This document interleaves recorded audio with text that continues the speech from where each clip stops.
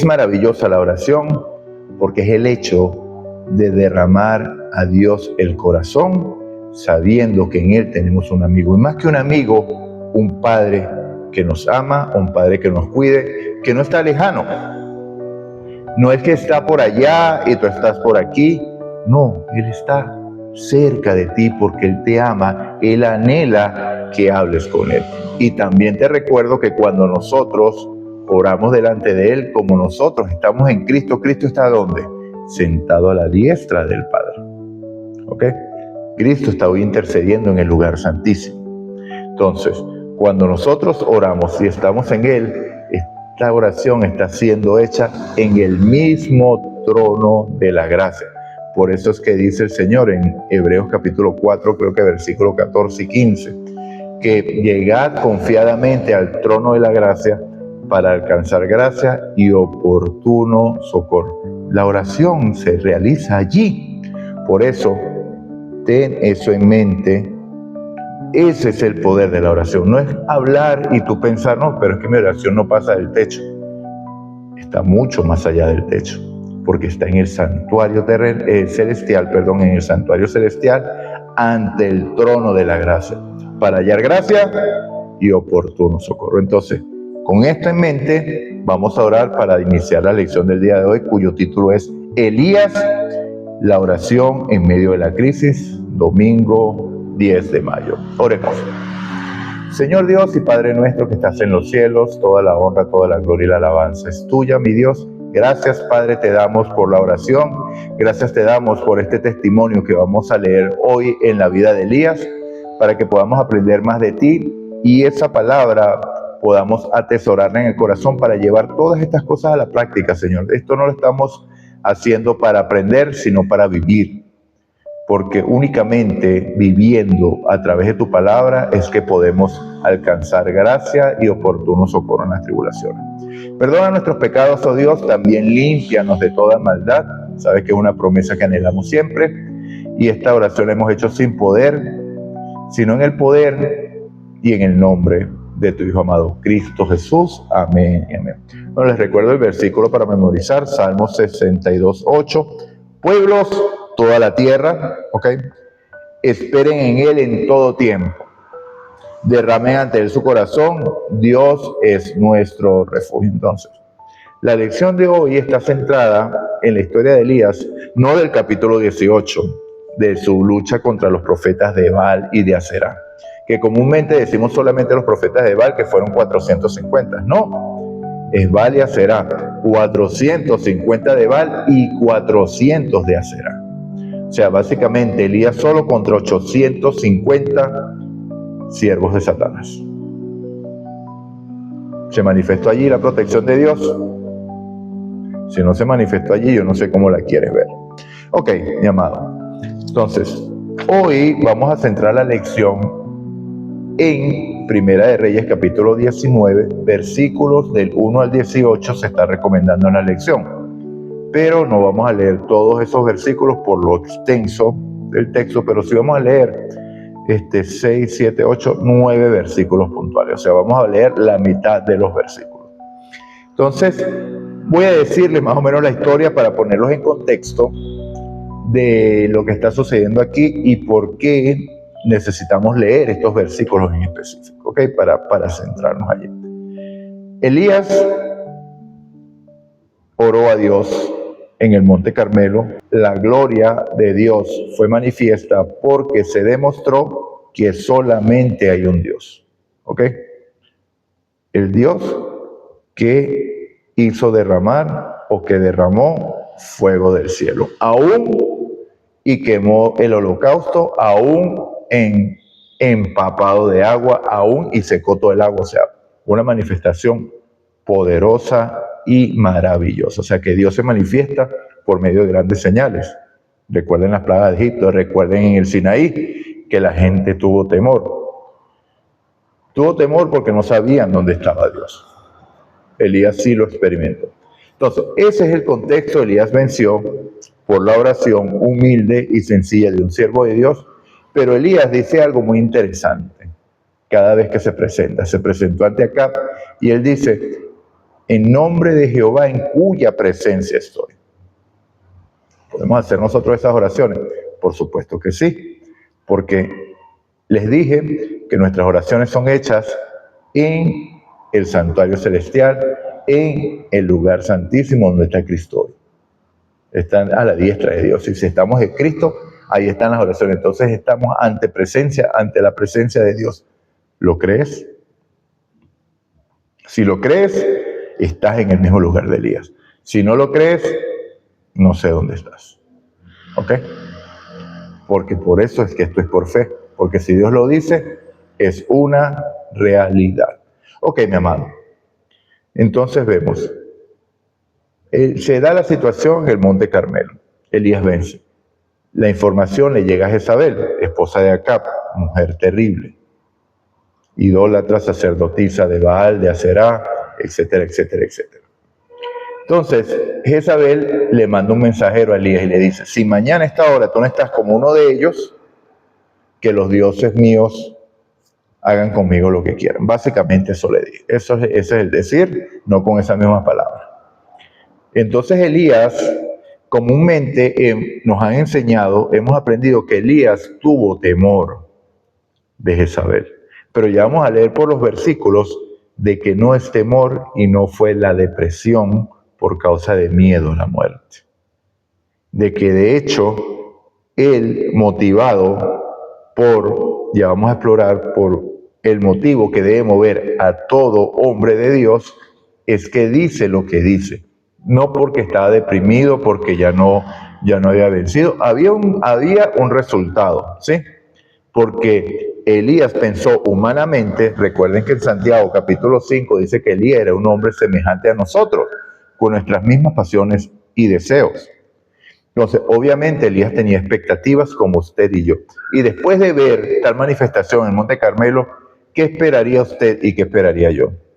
Que el pueblo entero se volcaría en favor de Jehová. Seguramente hubo colaboradores, pero no fue la respuesta que esperaba.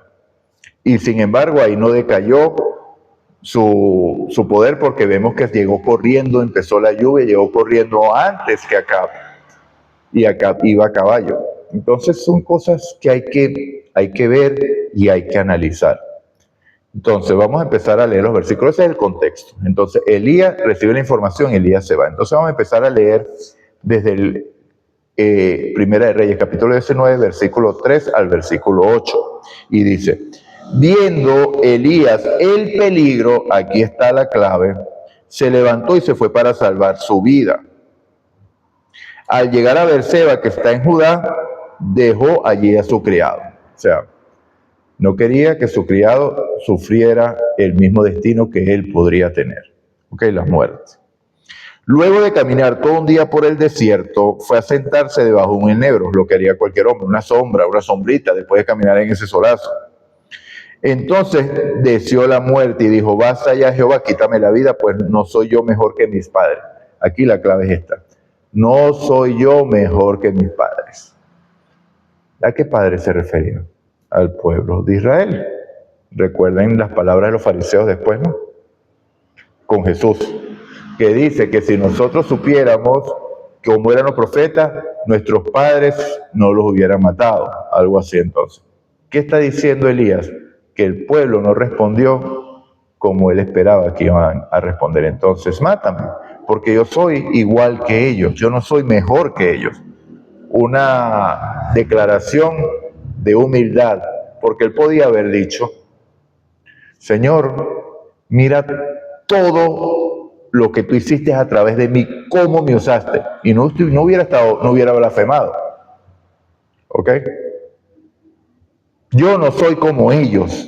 Y tenía razón, por supuesto que tenía razón, porque él había dependido de Dios para esa gran proeza, para que la gloria de Dios fuera manifiesta, pero no lo hice. Yo no soy mejor que ellos. Versículo 5. Y echándose en el enebro se quedó dormido, pero un ángel le tocó y le dijo, levántate y come. Aquí vemos de manifiesto una vez más el trabajo de los ángeles de intercesión y de cuidado a los siervos de Dios. Miró y vio a su cabecera una torta cocida sobre las aguas y una vasija de agua. Comió, bebió y volvió a dormirse. Estaba cansado Elías, agotado. agotado de todo lo que había vivido, de toda la emoción y de lo que había vivido físicamente. Caminar todo el día en el desierto. Y bueno, me tuve curiosidad por lo que es esa torta en ascuas, y la torta en ascuas lo que significa es una torta cocinada en piedras y en ceniza. ¿Okay? Un alimento sencillo le preparó el ángel. Fíjense, el ángel cocinó para Elías. Se volvió a quedar dormido. Versículo 7. Regresó el ángel de Jehová por segunda vez, lo tocó y le dijo, levántate y come porque el largo camino te resta. Aquí la Biblia revela un poco más. Primero dijo el ángel y ahora dice el ángel de Jehová. ¿Quién es el ángel de Jehová? Es claro, ¿no? Este es Jesús que llegó ante Elías. Jesús es el ángel de Jehová en el Antiguo Testamento. Jesús. ¿Ok? Versículo 8. Se levantó pues, comió y bebió, fortalecido con aquella comida, anduvo 40 días. Imagínense qué tipo de comida comió Elías. Comida preparada por Jesús mismo, preparada por Dios.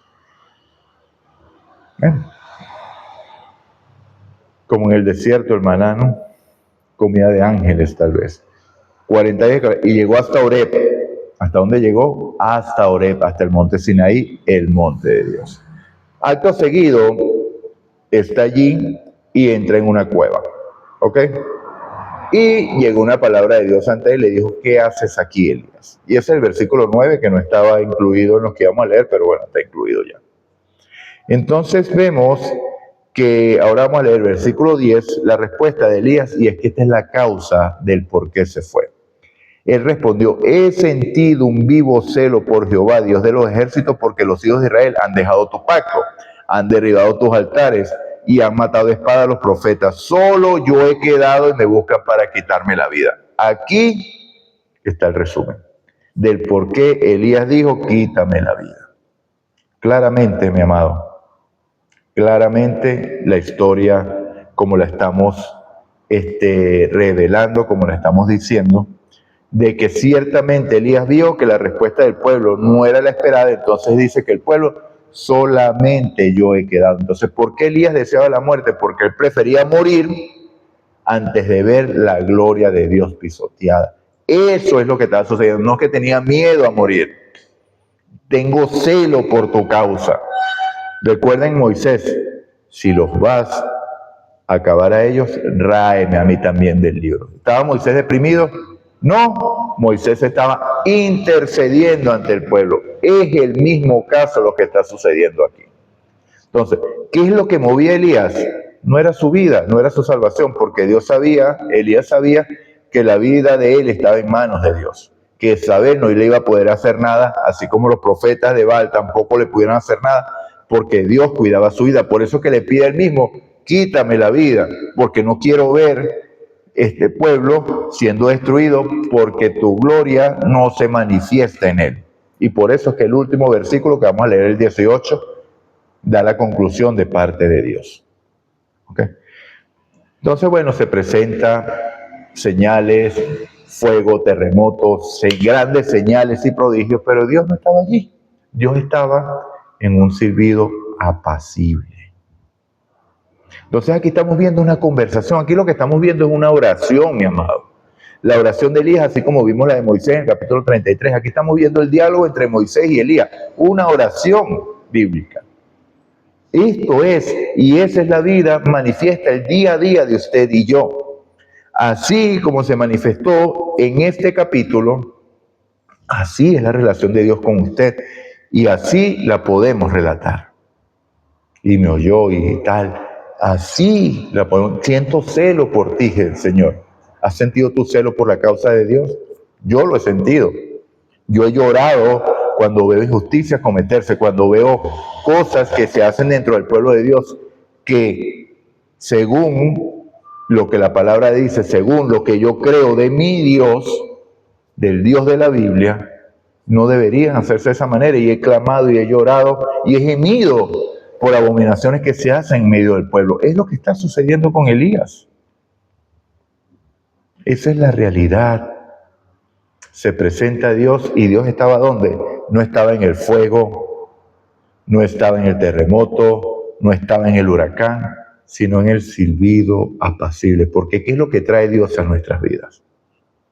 Paz, que sobrepasa todo entendimiento. Entonces, en ese contexto, vamos al versículo 14. Miren lo que le dice Jehová. Ahora, él respondió nuevamente: he sentido un vivo celo por Jehová, Dios de los ejércitos, porque los hijos de Israel han dejado tu pacto. Bueno, este ya lo leí. El 14, ¿ok? Y Jehová lo involucra en la misión. Le dice, bueno, tú vas a volver y vas a realizar la misión. Bueno, básicamente en el 14 repite lo que dijo en el 10. ¿Ok? Ahora vamos a leer el versículo 14 para que vean cómo tiene similitud con lo que dijo en el versículo 10. Dice, y él respondió, cuando Dios le preguntó, ¿qué haces aquí, Elías? ¿Qué haces en esta cueva? Él le respondió, he sentido un vivo celo por Jehová desde los ejércitos, porque los hijos de Israel han dejado tu pacto, han derribado tus altares, han matado de espada a los profetas. Y aquí dice, solo yo he quedado y me buscan para quitarme la vida. El 14 y el 10 dice lo mismo. Y dice, solo yo he quedado. Entonces, si me matan a mí, no hay nadie que pueda darte gloria a ti. Eso es lo que está sucediendo. Siento un celo por Jehová. Por eso es que él salió, no por miedo a Jezabel, sino para que la gloria de Dios se mantuviera. ¿Que hubo falta de fe? Hubo falta de fe.